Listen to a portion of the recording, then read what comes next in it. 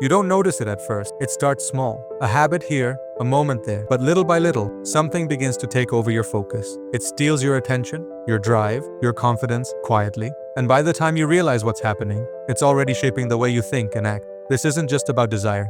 It's about distraction. It gives you a quick escape, a quick rush, but afterward, you're left feeling tired, drained, unfocused. You know that feeling, like you wasted energy on something that didn't make you better. And the hardest part? You start to feel like you're not in control anymore. Like your impulses make decisions for you. But if you want to build a strong life, a focused mind, a future you're proud of, you can't let impulses run the show.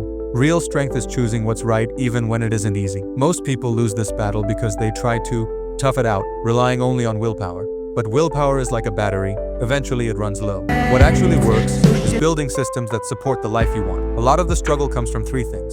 Your phone is always around you. You stay up late, scrolling without thinking, and you never pause to ask, what am I really looking for? You've trained your brain to chase quick hits of dopamine. To break free, you have to retrain it, not punish it. Here's how real change starts. Cut the triggers, reduce the access, unfollow anything that pulls you down instead of lifting you up.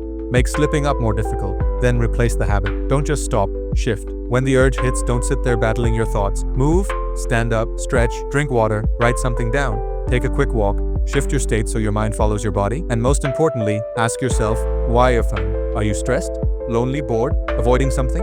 The urge is often just a signal, a cover for something deeper.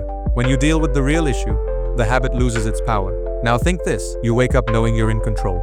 You feel lighter, clearer, more confident.